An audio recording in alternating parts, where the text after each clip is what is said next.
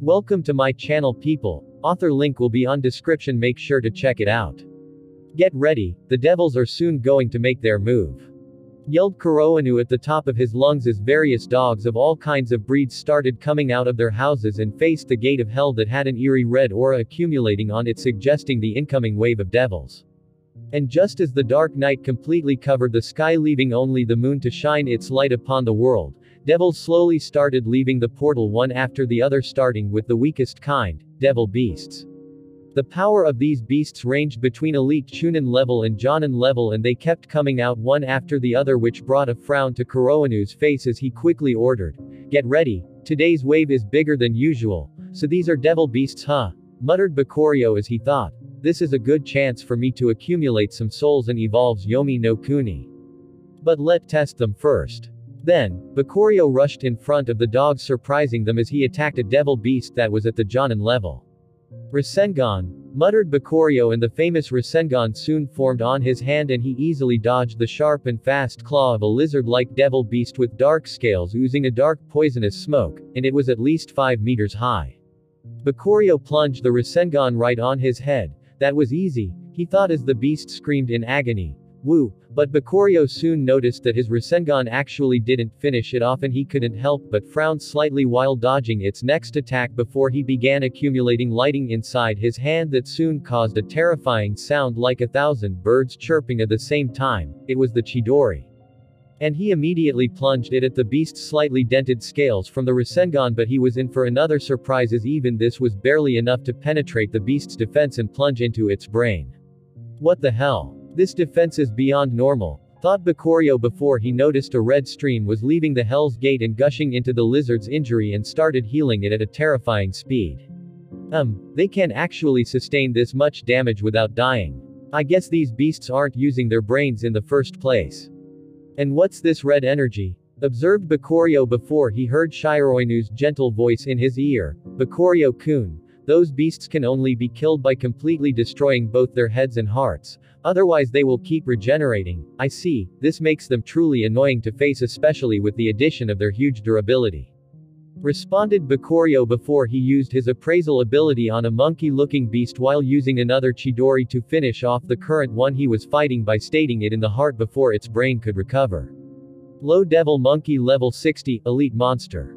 Attributes: STR 560, Agi 300, Phi 600, Bit 700, Sta 3000, Speed 2000, Skills: Hell's Punch, Roar, Devil's Physique, Life Drain, Medium Genjutsu Immunity, Tainted Regeneration. Description: this is a monkey beast that was tainted by the negative powers of hell and transformed into a devilish creature with a terrifying body. After reading this, Bakurio's eyes flickered slightly and he read the description of the skills. Of course, all of this was happening in less than an instant thanks to his inhuman reaction speed.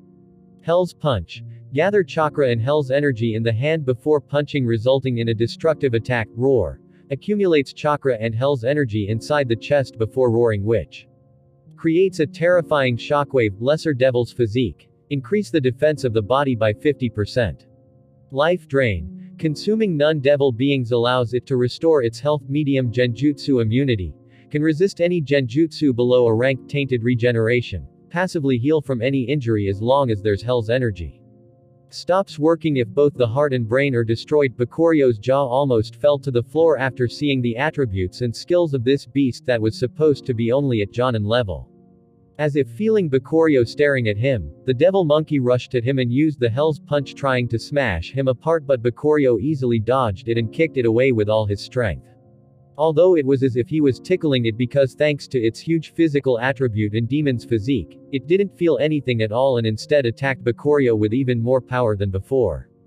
TCH, I need at least an A-rank's jutsu to damage it, thought Bakurio as he observed the situation around him and noticed that the dogs were fighting in groups against these monsters while Kakashi was fighting a Jonin level 1 on his own. Why are these monsters still exiting the gate? Shiroinu said that the biggest number they ever fought was only 50 devils, yet we are already at 55 and they are still leaving the gate. If this goes on, the situation might turn dangerous for these dogs, thought Bakurio, and decided to quickly get rid of as many devils as he could, and the two elder sage dogs seemed to have thought of the same thing and they were about to act. However, before they could, devil demi-beasts started leaving the portal mixed with the devil beasts, and Bakurio immediately noticed that these abominations were at the strength of Jonin and Elite Jonin, but considering how strong the Jonin version was, he couldn't even begin to imagine how strong these one were going to be. Impossible, how could so many beasts leave the gate at the same time? This is bad, thought Kurohanu, but his shock was only starting as he noticed a few humanoid-looking devils, and his heart immediately sunk. These things were at least of elite Jonin level and most of them were at the low cage level. This fight was no longer possible to win without casualties. However, his face soon turned into despair when he noticed that not one but 3 completely humanoid devils left the portal, and the scar on Kurohanu's face couldn't help but ache when he stared at one with short gray hair and a sword on his hips.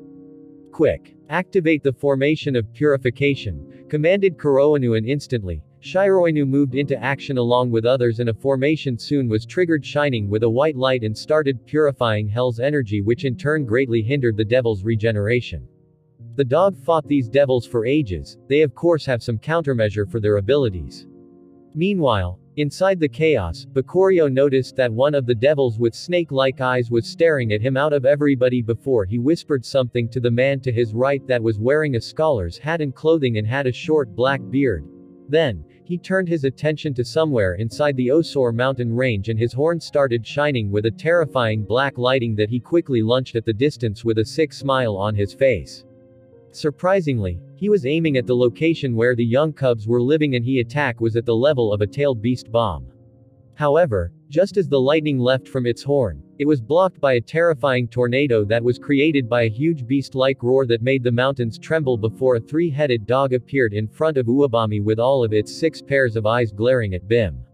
"We meet again, Hound Sage," said Uwabami with a devilish smile, and the Hound Sage calmly responded to him, "You vermin shouldn't have appeared in front of me," and instantly a terrifying battle started between the two of them. Meanwhile, Bakurio suddenly dodged to his left as the path he was standing on turned into terrifying black ice, and an unlucky low devil beast that was caught in it soon transformed into nothingness. This is at least at the A+ rank and it's just a casual attack from this guy, thought Bakurio as he shot the scholar-looking man that was holding a staff in his hand. A cold look and his eyes narrowed slightly when he couldn't read his attributes through his appraisal ability. This guy is at least high cage level.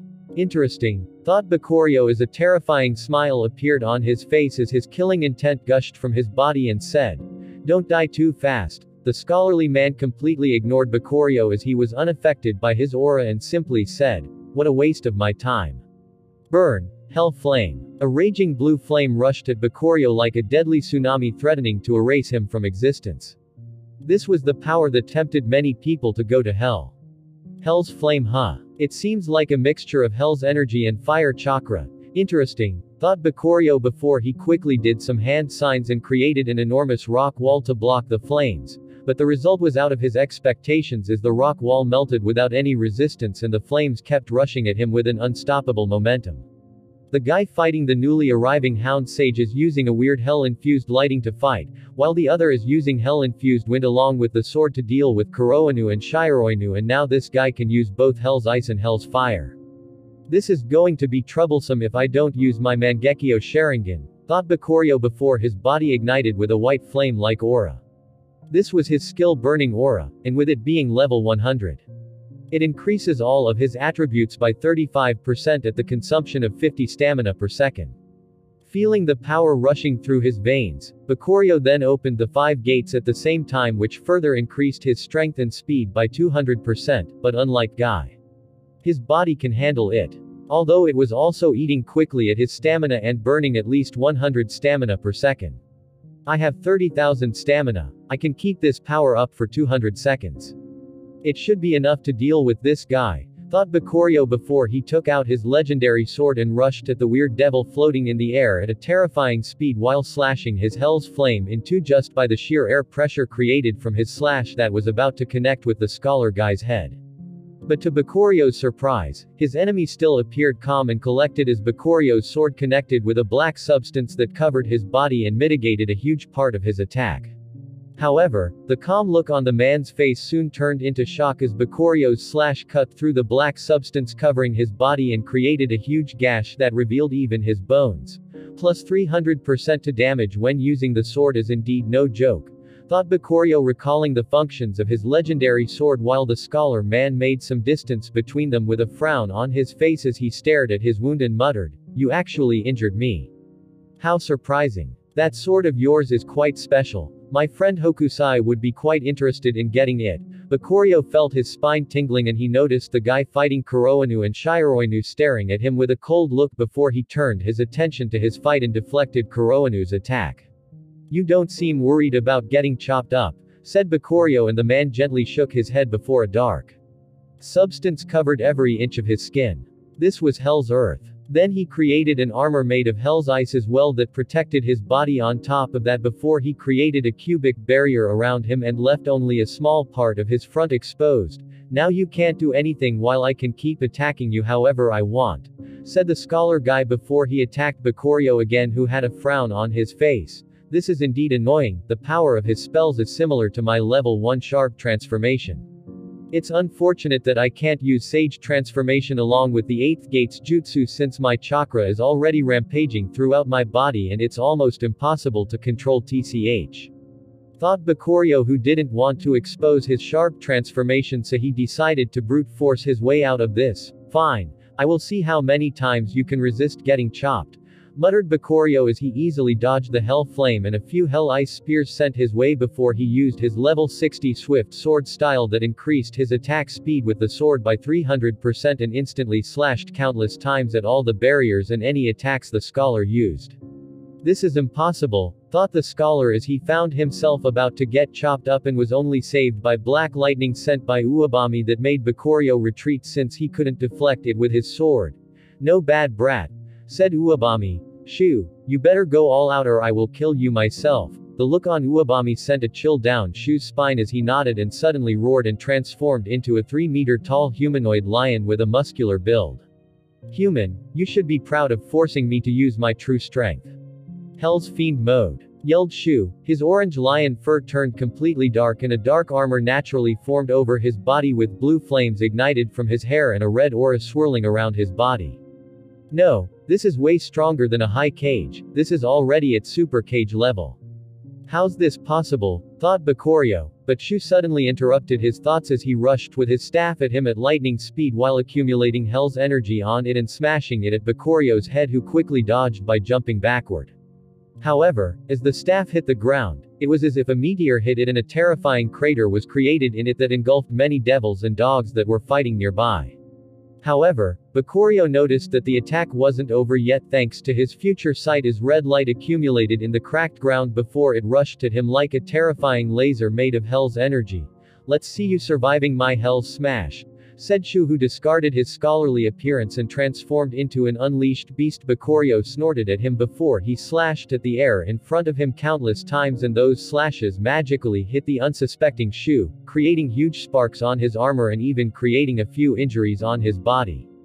This was Void Slash. Then Bakurio disappeared just when the light made by Hell's Smash was about to hit him thanks to his blink ability and appeared right on top of Shu and used the third effect of his legendary sword, the End of the Path, which granted him another 100% increase to his attribute at the risk of consuming 10% of his health every second, but Bakurio didn't care since he was wearing his life necklace that recovered 5% of the damage he deals, so he was confident about lasting longer than his enemy.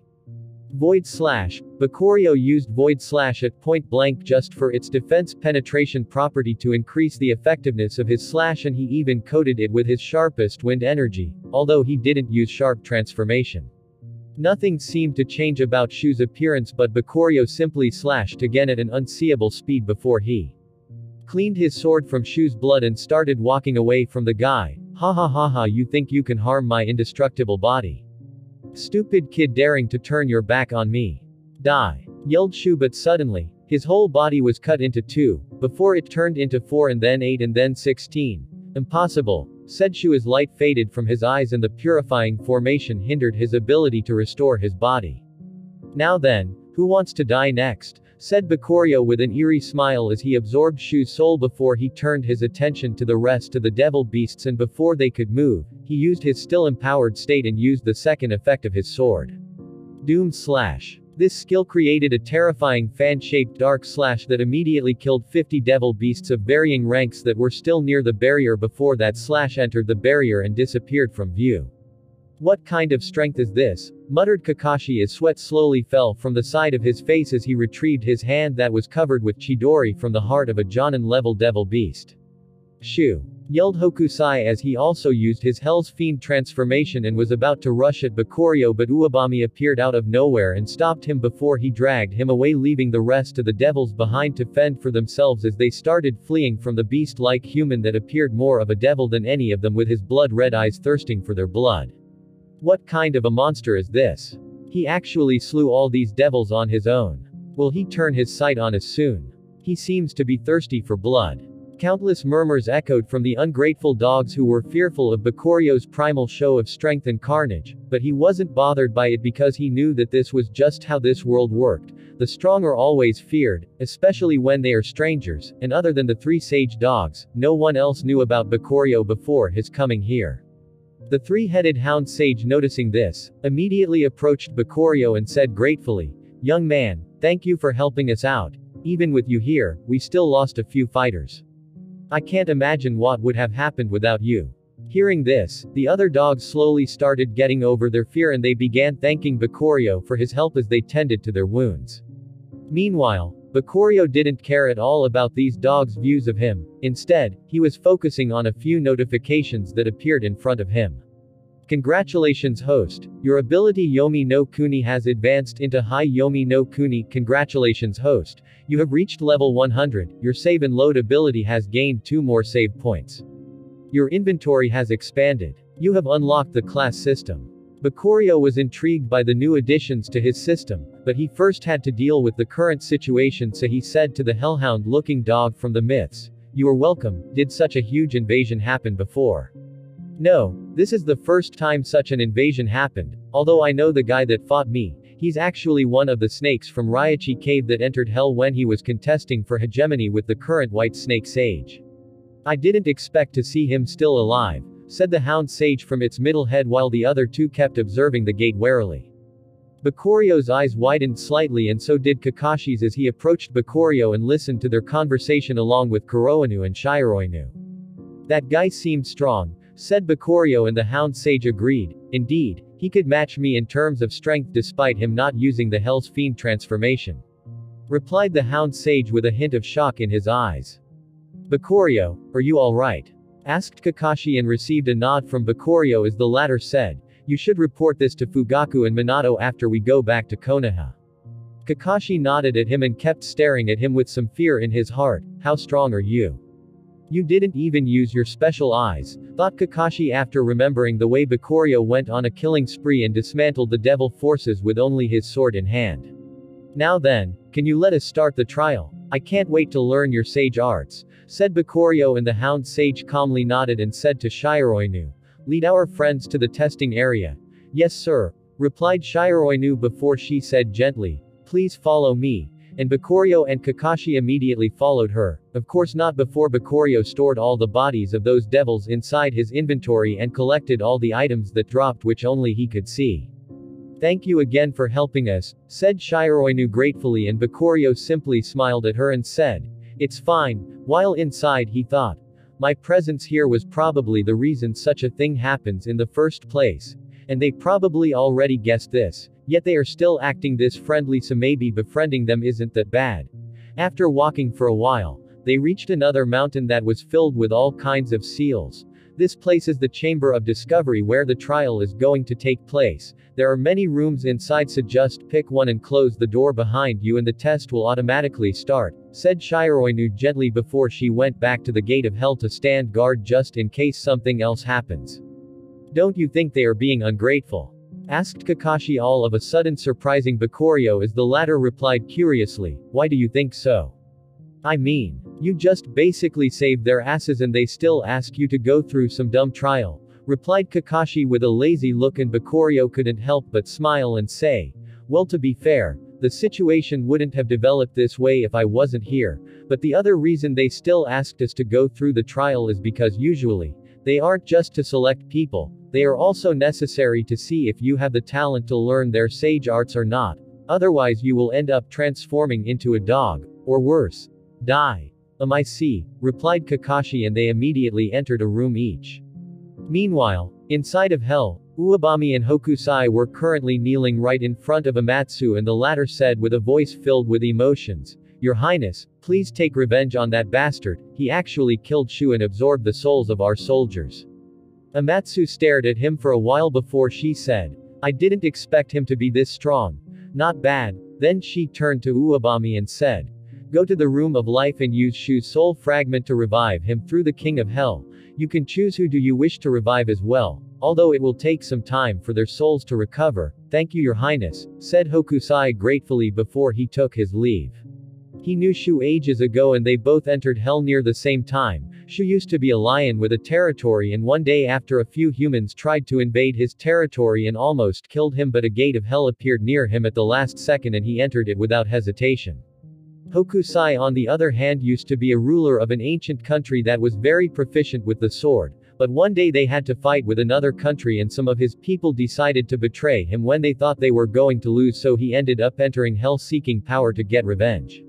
As for Amatsu, no one knew of her origins, not even the oldest devils inside of hell. One day she just appeared out of nowhere and quickly climbed through the ranks until she gained absolute strength and become the undisputed ruler of hell. "Your Highness, what do you think of that kid's strength?" asked Uebami, and Amatsu simply snorted at him and said, "He's weaker than you, so why are you worried?" Uebami smiled awkwardly and responded, "I was just curious, I will go revive Shu for now," and then he took his leave. "Poop kid, being a toy to satisfy our master's boredom, he's nothing but a pitiful human," muttered Amatsu while gazing at Bakurio that just entered the trial before she got bored and went to soak in the water of hell. Outside of hell, Bakurio was currently inside the Chamber of Discovery, and the moment he entered it, all of his senses were gone. Smell, sight, touch, hearing, and taste. At this moment everything disappeared and he felt as if he had fallen into absolute darkness, and he almost couldn't stand properly since he couldn't even understand his current state. This state could drive normal people insane if they stay like this for too long, muttered Bakurio, although he didn't hear his voice, and in another room, Kakashi was going through the same thing. Then, something rushed out of the emptiness and hit Bakurio in the arm, and he realized that his sense of pain wasn't gone, or maybe it was only there because he was hit by a special object. "It seems like I should dodge the attacks in this state. Well, challenge accept," thought Bakurio with a faint smile different from Kakashi's panicked look as he kept getting hit time after time. "This test would have been useful if I went through it before going to the Eternal Chamber, since it could have helped develop future sight faster, but now I already have it and going through this trial is just a piece of cake for me," thought Bakurio as he instantly used future sight and dodged all attacks sent his way without any problems, and before long, the door of the chamber opened and a dog told him with an astonished look on its face that he passed the test and that he should wait for one of the sages to be back to teach him.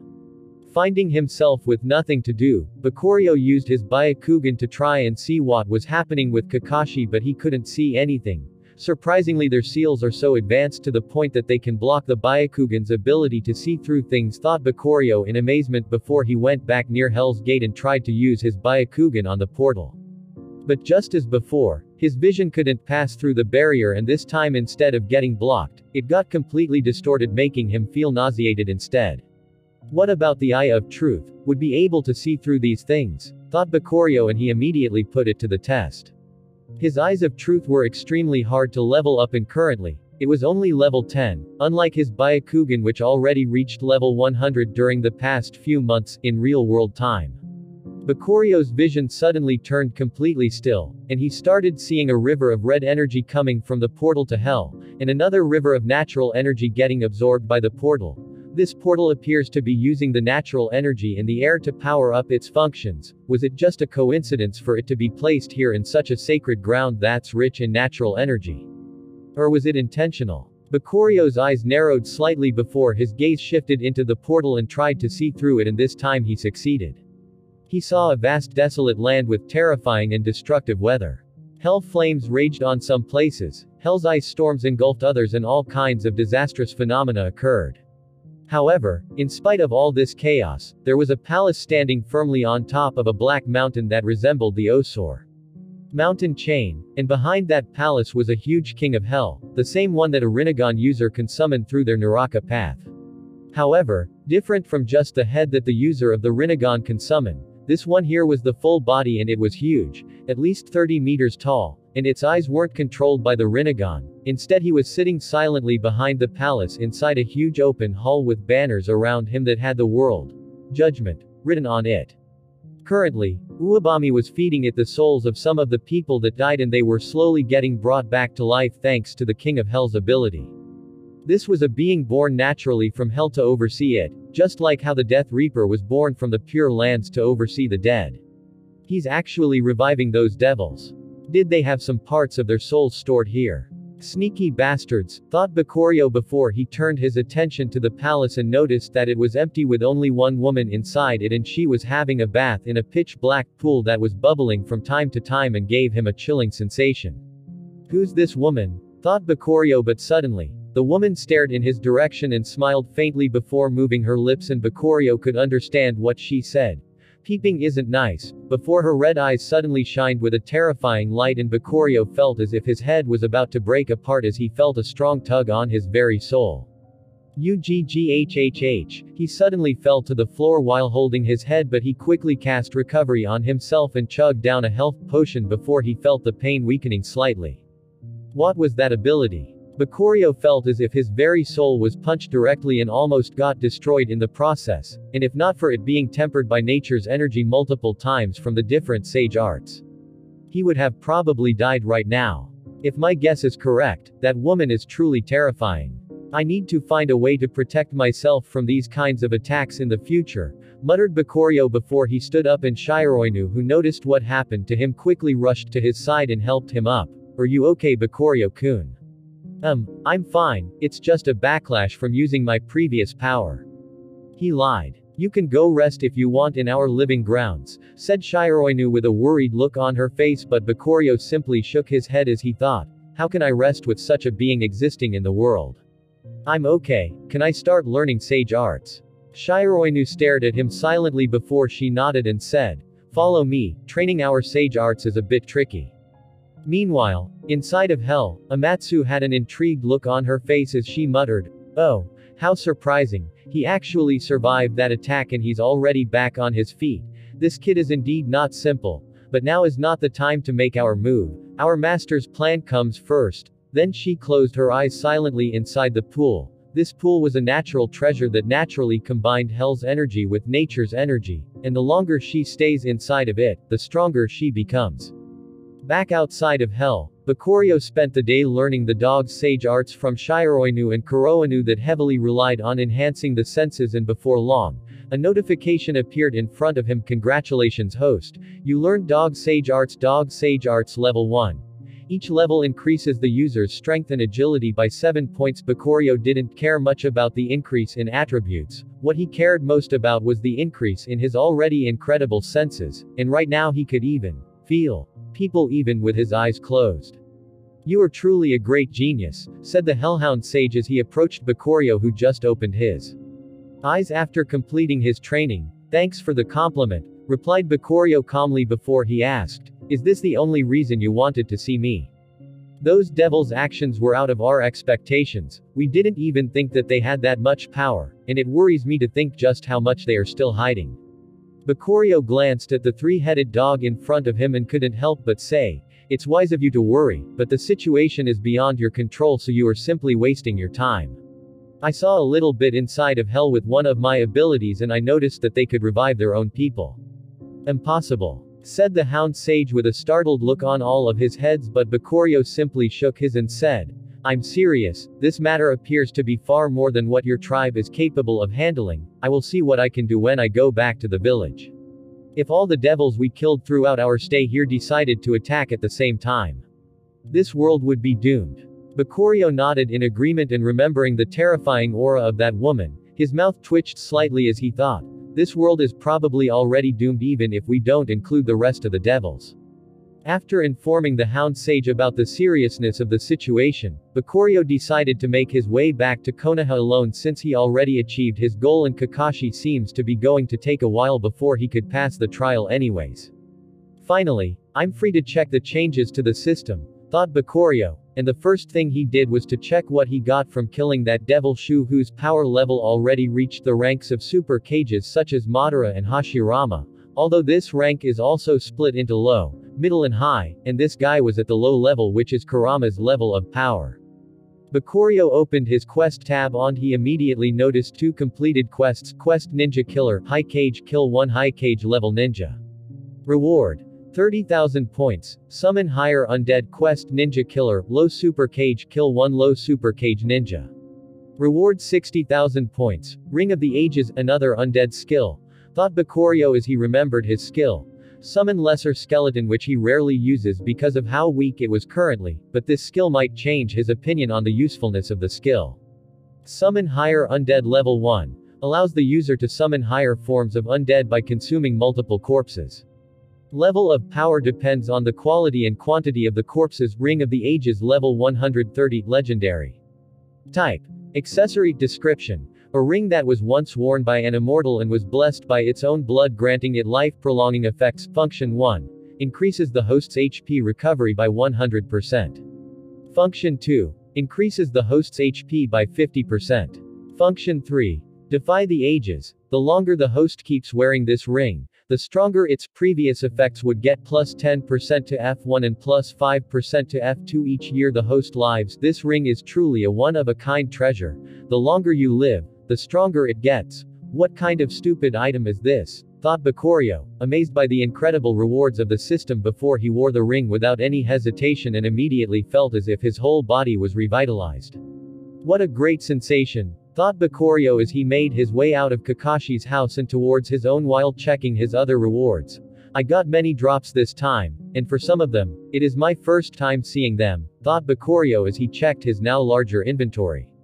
He got so many holy potions and holy scrolls as drops. The first item grants the weapons holy attributes that increase the damage against evil creatures such as the devils, while the holy scrolls were single-use items that when ripped apart, would allow him to heal many people at the same time making them a great AoE healing spell. But this wasn't all because he also got many items. In fact, he got a whole set of armor called Devil Series that slightly resembled the armor Shu wore after his final transformation. And its effect was terrifying, not losing to any of his legendary items despite it only being a unique grade. But this is the magic of a set item. Bakurio decided against wearing it for now since it was too eye-catching and turned his attention to the last reward he got. They were 2 skill books. One of them was titled Battle Cry while the other was titled Poison Resistance. Skill books are extremely rare as drops and Bakurio almost never encounters them, so seeing 2 of them dropping now excited him slightly and immediately checked out these skills and was delighted by their effects. Battle Cry Level 1. When the host uses this skill, all allies' attributes in a 300 meters range would increase by 5% while his enemies' attributes are lowered by 5%. Poison Resistance Level 1. Grants the user increased resistance towards poisons of all kinds. Current increase 10%. This trip was truly worth it even without considering the learning of the dog's sage arts, which brings me closer to my goal. And I haven't even looked yet at the class system I got, thought Bakurio with a delighted look on his face as he made his way home. Meanwhile, back at the mountain of Osor, the Hound Sage was calmly contemplating some countermeasures for their grim-looking future when suddenly, the space rippled near him and a huge monkey walked out of it. Wisdom Sage, what are you doing here? Asked the middle head of the Hound Sage, and the Wisdom Sage calmly stared at the gate of hell before it responded. I saw what happened. The situation is turning quite serious and it soon will grow out of you power. That I know. I don't need your reminder, said the Hound Sage coldly, who wasn't pleased by the Wisdom Sage's actions at all. He's been watching all along and didn't make a move. What did that mean? How can he not be provoked when some of his own people died in the fight when they could have been saved? I know you are angry at me, but I couldn't interfere with that kid there. I wanted to see with my own eyes if he could shoulder the burdens his destiny is hiding, replied the Wisdom King with a sigh. How come you are mistrusting your eyes of wisdom?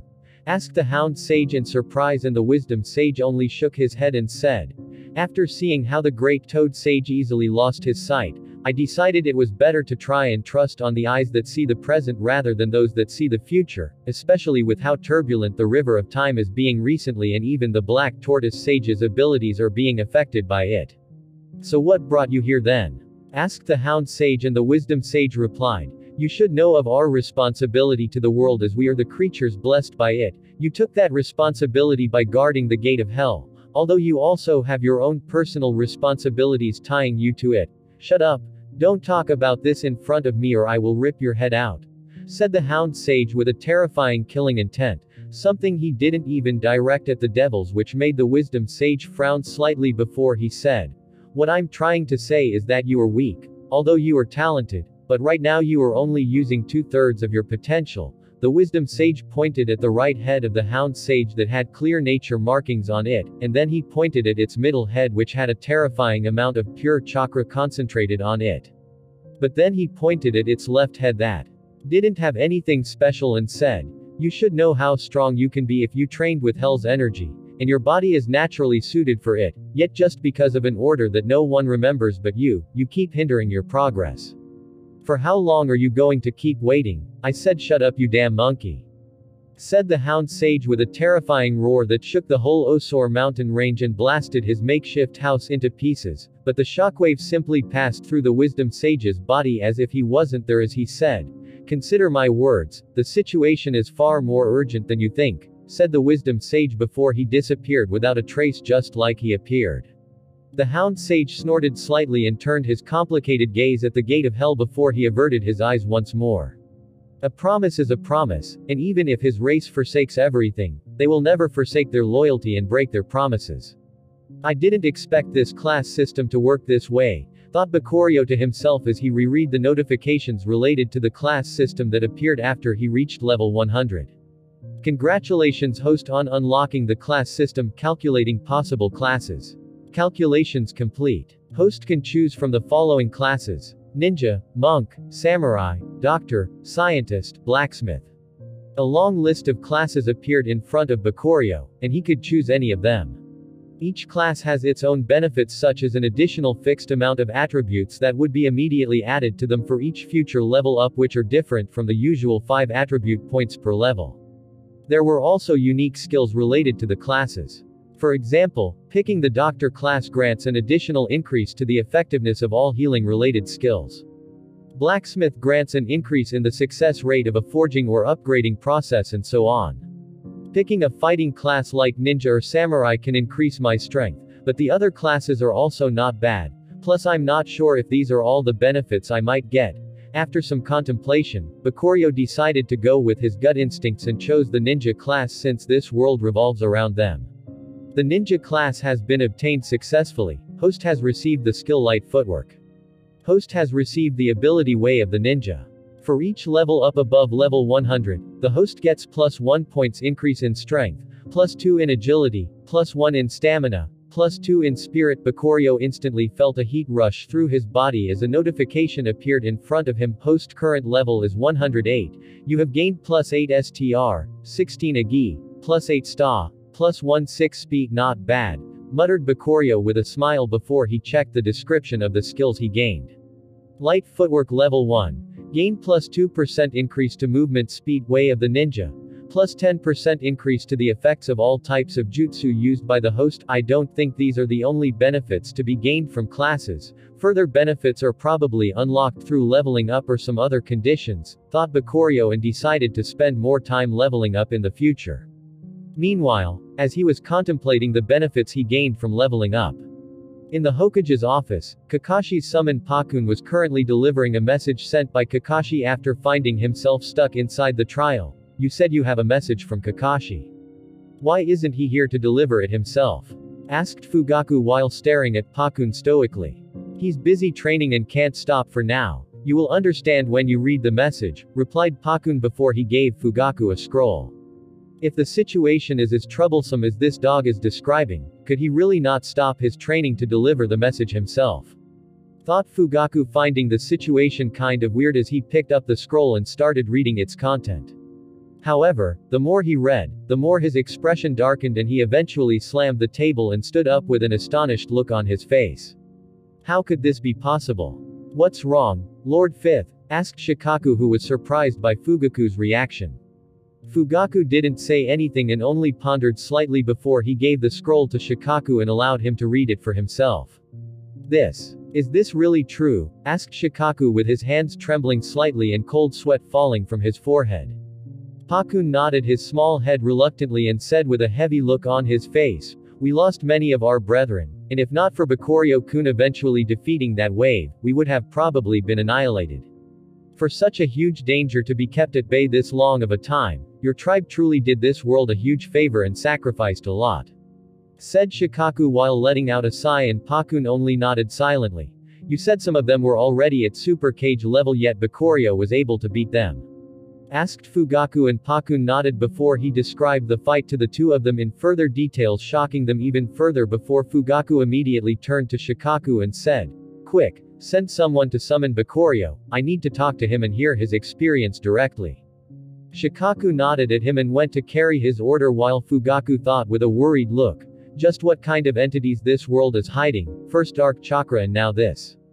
It didn't take long for Bakurio to get summoned to Fugaku's office, and he ended up going there reluctantly despite him wanting to have a rest from the craziness he just went through, especially the last attack from that woman that injured his soul. After entering the Hokage's office, he noticed that Tsunade and Hiruzen were also present, as well as Minato. According to Kushina, Minato has been missing from home a lot lately. "I wonder what he's doing," thought Bakurio as Fugaku immediately threw the scroll at him. "Is the content of this scroll true?" Bakurio took a seat and replied without even staring at it, "Yes, and it's probably even worse than what's written in the scroll." The mood in the room instantly got heavier after Bakurio uttered this, and Hiruzen couldn't help but ask with a worried look on his face, "Bakurio-kun, are these devils truly as strong as described?" The others waited patiently for a hopeful answer, but only despair awaited them as Bakurio truthfully replied, "They are extremely strong. Those at Jonin level can even resist a direct hit from the Rasengan and only got minor injuries. Plus they are extremely tough, but they seem weak against lightning since Chidori worked against them, although barely. Their regeneration's also a problem and they die only when both their brains and hearts are destroyed." Silence covered the room for a while before Tsunade asked what was on everyone's minds. "How strong are the devils of a higher level?" Bakurio recalled his fights with them as well as the stats he saw after repeatedly using his appraisal ability when he could, and after some contemplation, he said, "Beast and Demi-Beast devils has 50% and 100% increase to their defense respectively from the devil transformation. As for the humanoid beasts which are at the low cage level at least, they have a 150% increase. And the last ones who are almost completely human. I'm not sure. But it's not just 200% because they can also use a transformation called Hell's Fiend, which is similar to a Sage mode but uses Hell's energy instead, and it makes them extremely strong." Minato's eyes flickered slightly before he said, "Bakurio-kun, how strong do you think their strongest fighter is?" "Probably at mid or high super cage level like Madara and Hashirama," said Hiruzen with a sigh, but to his surprise and that of everyone else, Bakurio remained silent with a frown which brought a chill to their hearts. "Impossible, you don't think that?" Tsunade was shocked at the thought of facing someone stronger than even her grandpa, especially when she knew how terrorizing his power was. "Their strongest fighter. I only caught a glimpse of her and yet she almost killed me with just one look. Her power probably already surpassed the Super Cage realm, although I'm not sure by how much," said Bakurio with a sigh, making everyone feel a little bit helpless. "How are we supposed to deal with such a threat?"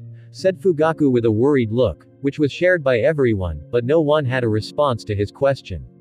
However, they eventually ended up staring at Bakurio hoping this mysterious kid has an answer. "It's simple really, we just kill them," said Bakurio with an eerie grin as a terrifying aura of death gushed from him. "Soon he will become a sage of 6 paths, and he won't have any more equals in the world," or so he thought. After catching a glimpse of the power hidden in the depths of hell, Bakurio decided to hasten his plans, so he created multiple clones and focused solely on reaching level 100 in all of his sage arts. It took him a whole week to finish this task, and he was satisfied with the results. After he was done with this, he went to Hiruzen so that he can start his final trials to learn the monkey's sage arts. "Bakurio-kun, are you sure you want to go through with this trial? It's going to be hard," said Hiruzen, trying to advise Bakurio not to waste his time, but the latter simply shrugged and said, "You have an idea about the situation and the danger we are in. I need to finish this no matter what." Hearing this, Hiruzen let out a sigh before he nodded at Bakurio and said, I hope you succeed, before he summoned the Monkey King Enma to escort Bakurio to the mountain of flowers and fruits. After Bakurio was reverse summoned to this sacred ground, he was hit by a sweet aroma in the air, and when he observed his surrounding, he noticed that just as it was described, this place was full of all kinds of flowers and fruit trees which made the soul relax just by staring at their ethereal beauty. What a wonderful place, muttered Bakurio, and Enma chuckled slightly at him and said, You are not here for a picnic, you can enjoy your time once you pass the trials, otherwise you can't stay here. Bakurio nodded at him and followed him to the location of the first trial, the trial of life and death that would be held by the Red Monkey tribe.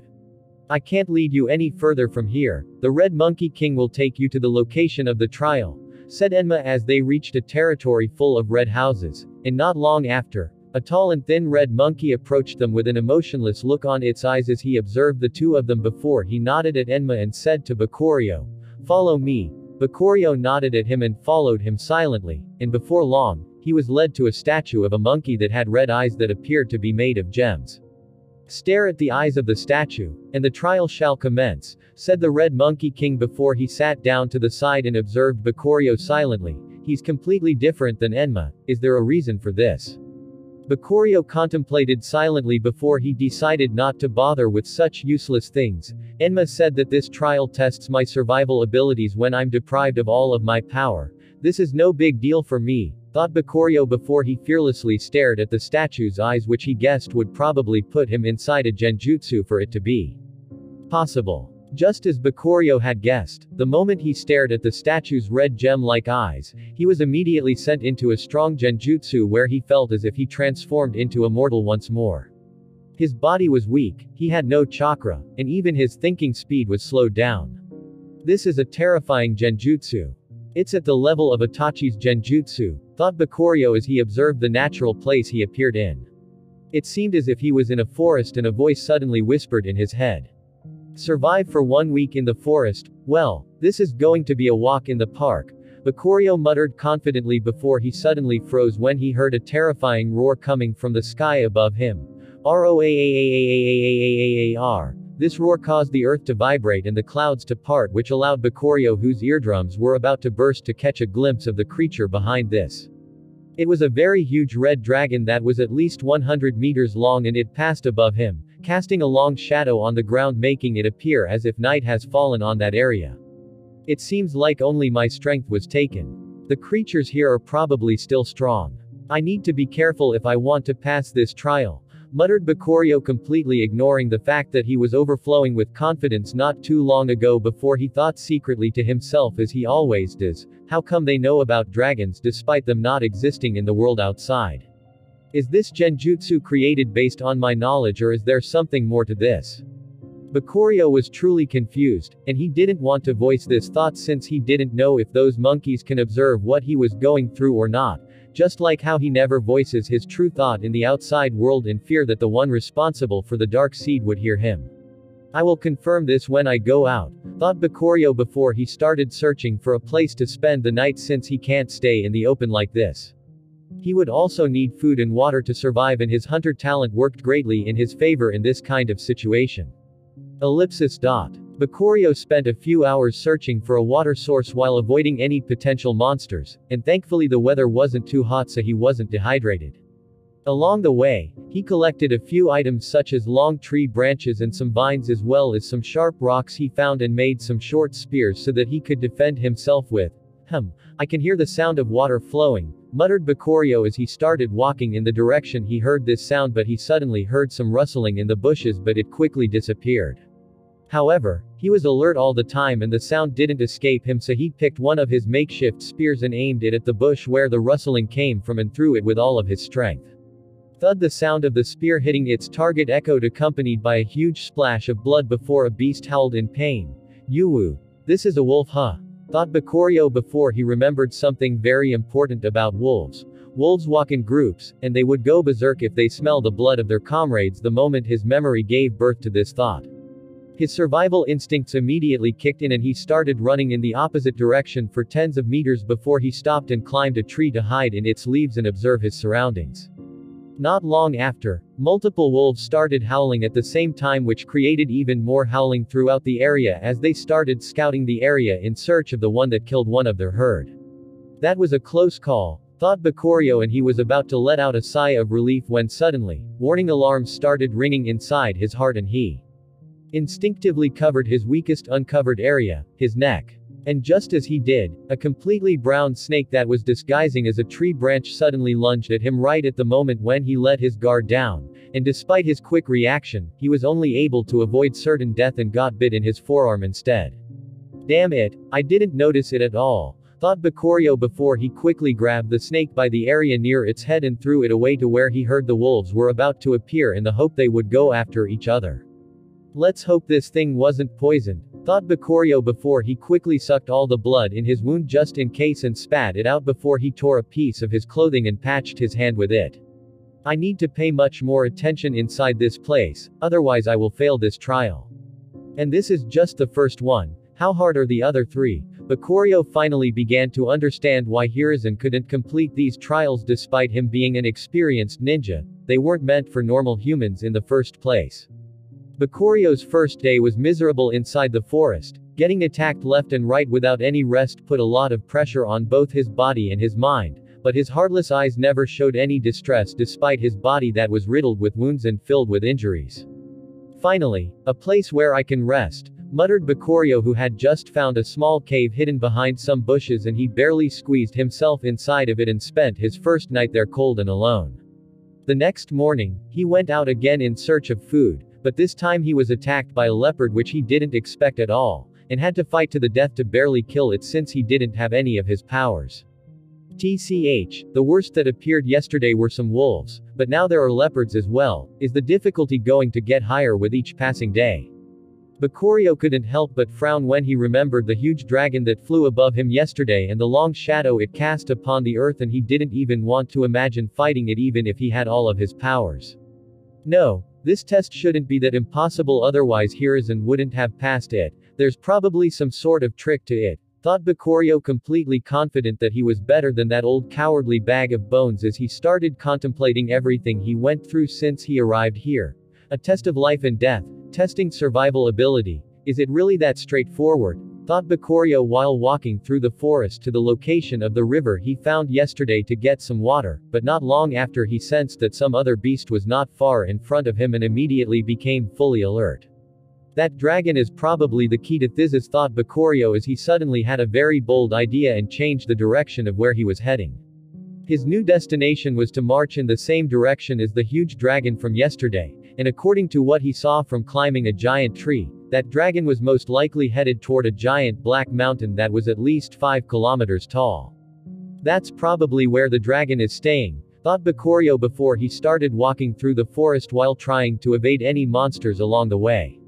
At first, he only encountered normal animals, but soon he started finding huge versions of those animals such as huge snakes, huge tigers, and so on. And after that, he even saw weird animals like horses with upper humanoid halves and giant insects. This place is truly bizarre, he thought. 2 days later, Bakurio finally reached the foot of the mountain. However, it wasn't without a price, and he already lost a hand and a foot along the way. This journey was anything but easy. His hand was lost to a group of giant mantises that ambushed him, and his foot was eaten by a giant crocodile when he was crossing a marsh. I'm finally here, muttered Bakurio with a tired voice, and not long after, giant roars echoed from the peak of the mountain, scaring any animal from approaching. As I suspected, no beast dares to get too close to the mountain. The safest place is actually the most dangerous one, muttered Bakurio with a sigh before he leaned his back on the black mountain and closed his eyes. A day passed with him in that state before he recuperated slightly from his sleepless 2 days journey, and just as he suspected, no monsters approached him during that time, while the dragons probably saw him as something that wouldn't even fill the gap between their teeth, so they didn't even spare him a glance.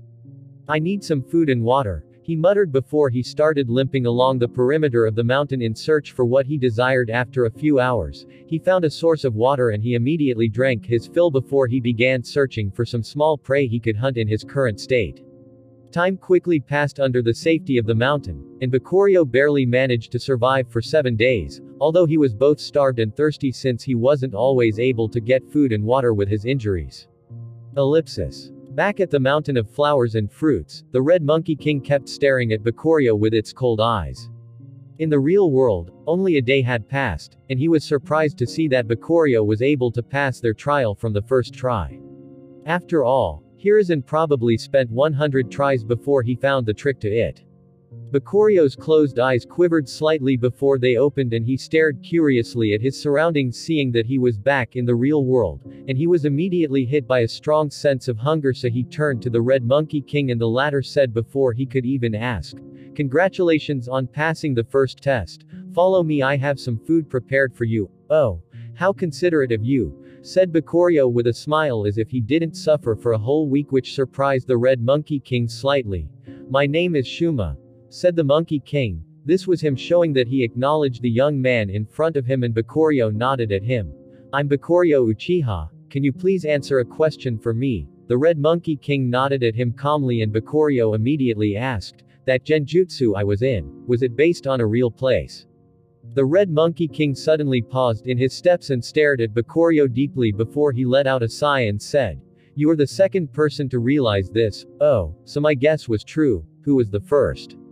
asked Bakurio curiously, and Shuma calmly replied, "According to my knowledge, it's the Sage of Six Paths. Our Red Monkey Sage said that he realized this because of his Rinnegan that has ties to that world. I guess you realized this as well from your connection to him as his descendant. That place is connected to the Rinnegan." Bakurio's eyes widened slightly as he asked, "What's the name of that place?" Shuma stared at the empty space slightly with a regretful look before he said, "That place is the Beast World, a separate dimension from this world." Bakurio suddenly recalled his countless fights with pain during his war timeline and the various beasts that he could summon thanks to his Rinnegan, and suddenly he was hit by realization. The animal path probably summoned those animals from the Beast World, huh? I wonder if those dragons still exist there. Now that I think about it, many places here seem to be related to the dragons: the Dragon Palace, Raichi Cave, Dragon Ground Cave. It's highly possible that these sage animals came from that world far back in the past. Bakurio decided to ask Katsuyu about this later, since she would probably be more open to him than the other sages, and tell him the truth, and ended up following silently after Shuma, who offered him some food that consisted of some fruits and juices that tasted so heavenly delicious. "Once you finish, I will escort you to the location of your next trial that would be held by the long-armed monkeys," said Shuma coldly as he sat to the side. Bakurio nodded at him and filled his stomach to the brim before they left to start the second trial, the trial of will. "Welcome, young man. I'm Kuma, the king of the long-armed monkey tribe," said a tall and very muscular monkey just like Enma, but his fur was completely white and his hands reached all the way to his feet. "Nice to meet you, Kuma. I'm ready to start the test," said Bakurio, and Kuma chuckled slightly at him and said, "Not much for words, huh? You remind me of someone." He shot a look at Shuma, who stared at him coldly before he said, "My job here is done," and then he left. "Tch, what a cold guy," muttered Kuma before he said to Bakurio, "Our trial tests the will of the individual and how far they can persevere. Follow me to the foot of the mountain." Bakurio nodded at him and followed him to the foot of the mountain before Kuma suddenly said to him, "Wear this bracelet. It will restrict your physical attributes, turning them into that of a normal human, and it will also shrink you down to 1/10 of your current size." Bakurio stared silently at the bracelet before he wore it, and a huge rush of nature's energy rushed into the bracelet as various seals started gushing from it, and Kuma's eyes couldn't help but widen as he thought, "This kid is a monster. I can't wait to see if he could pass this test." In just a few seconds, Bakurio found himself covered in countless seals, and thanks to his understanding of them as well as his talent, he was able to deduce that they were for the purpose of restricting his strength and chakra as well as shrinking the size of the user. However, he also noticed that there were some sneaky seals that had the purpose of confusing the user, which made him narrow his eyes slightly. This seal far surpasses the one Minato used to seal Kurama. Whoever came up with it is a terrifying being, thought Bakurio as he started feeling a terrible weakness covering his whole body that started shrinking in size until it became 1/10 of its original size. "Now then, young man, your challenge starts now. Climb the mountain of flowers and fruits all the way to its peak and you shall pass the test, said Kuma with a smile before he disappeared into the distance. Too bad for you, this bracelet of yours can't block my abilities like the previous Genjutsu, and I can see that a huge part of this test is from the confusion seals which were resisted by my reinforced heart and my eyes, thought Bakurio as he stared at the flowers that now become taller than him and started making his way up the mountain. This mountain was only 1 kilometer tall, but to the now shrunken Bakurio, it was as if he was standing in front of a mountain that was 10 kilometers tall. However, he wasn't discouraged by this and started making his way slowly up the mountain. Along this journey, he kept constantly getting attacked by many insects and animals which he usually thought of as insignificant, but now they posed a huge threat to him. Was the first test done on purpose so that people can be ready for this one? It seems I wasn't wrong to think that these sneaky monkeys won't make it a simple climbing test, thought Bakurio coldly. He noticed that the higher he climbed, the stronger the animals he was facing grew, as well as the feeling of confusion he felt grew stronger as well, but he was still able to resist it. However, things changed slightly when he reached the 1 kilometer mark as an army of ants that were as big as him suddenly attacked him and they seemed attracted to him for some reason as he was clearly their target since they followed him even when he hid or tried to avoid them. This is definitely the doing of this bracelet, thought Bakurio while glaring at the bracelet on his right wrist. Meanwhile, the Monkey King Kuma was chuckling to himself as he observed Bakurio struggling to fend off the ants.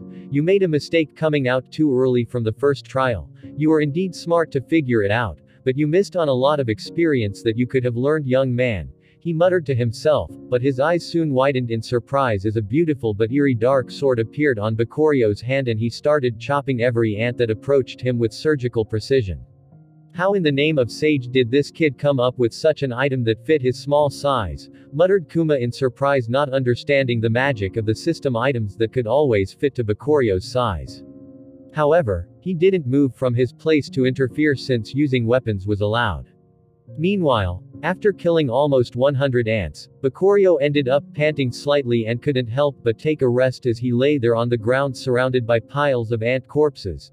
These monkeys are weird, they act straightforward but they are far from that, and I can already conclude that this journey will only keep getting more and more difficult the higher I get.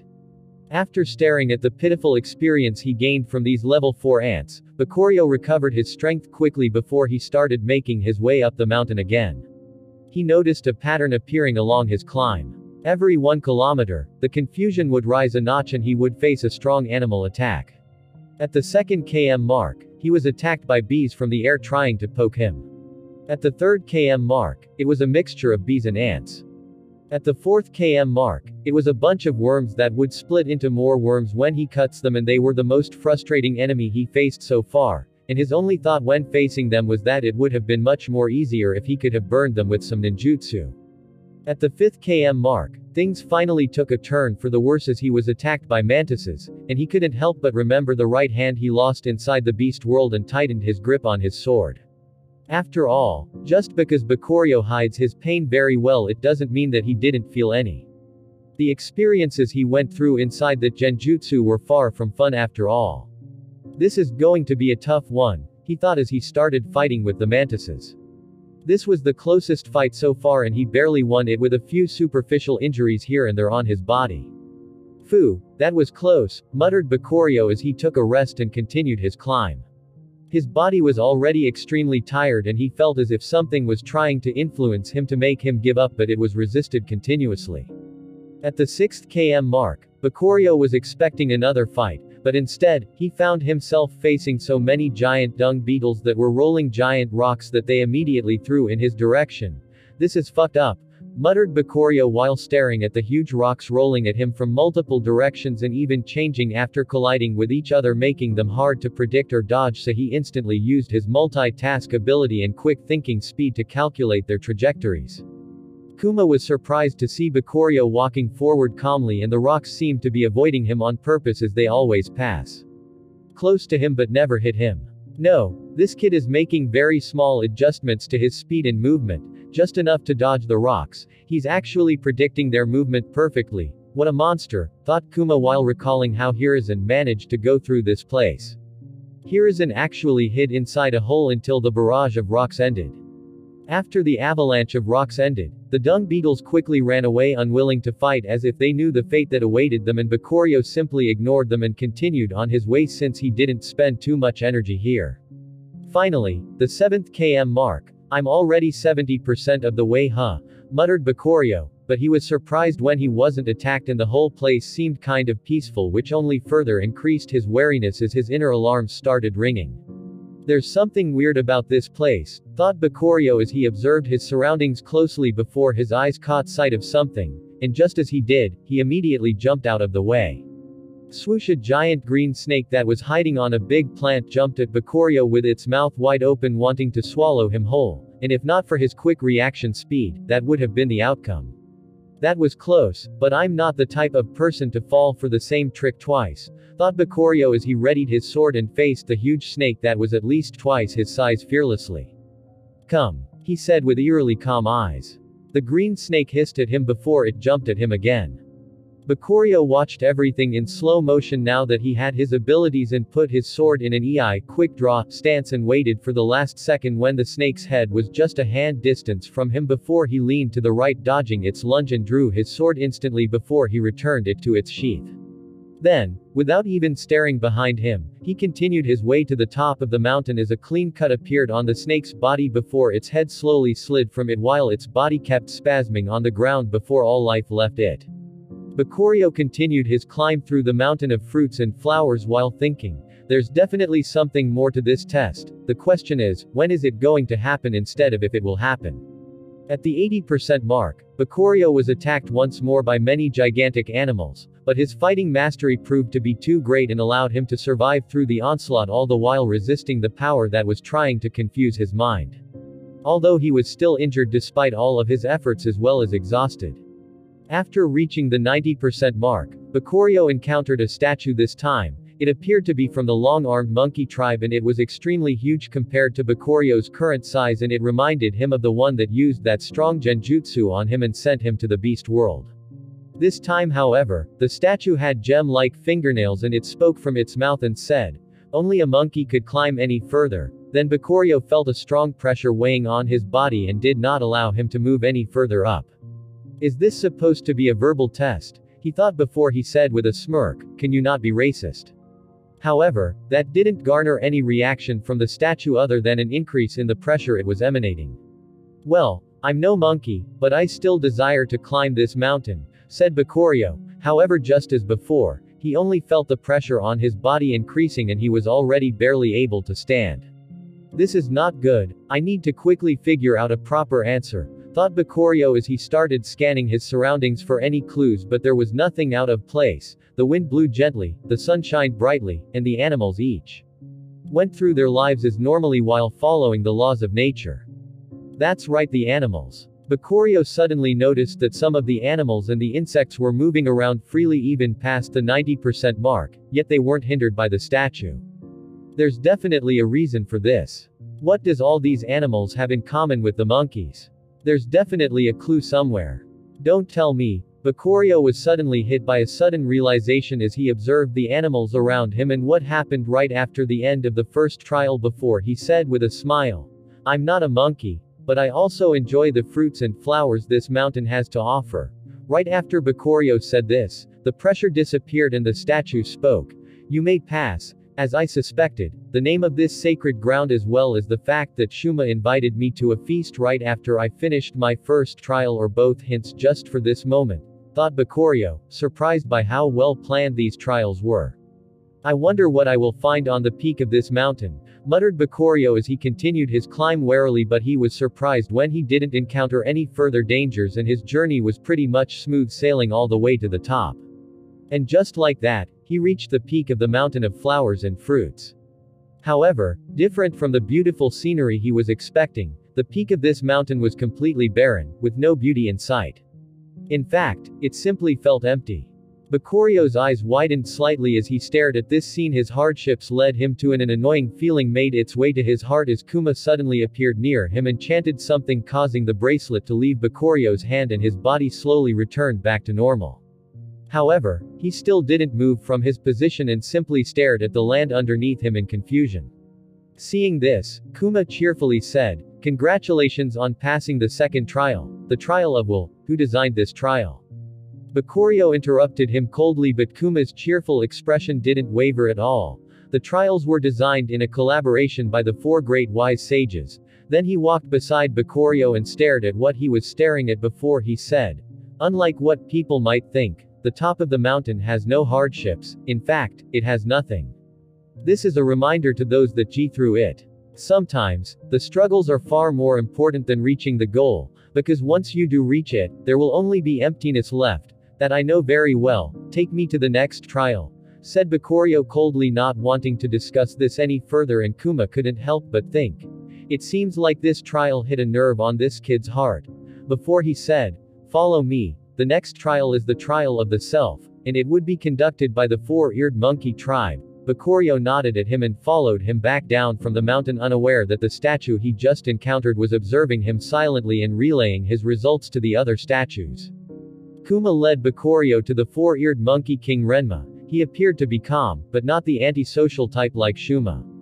He had 4 ears and glowing yellow eyes that overflowed with a magical feeling. This guy is a sage, a perfect one at that, thought Bakurio as he observed Renma silently. In these sacred grounds, many animals study sage arts, especially since their bodies are suited for it.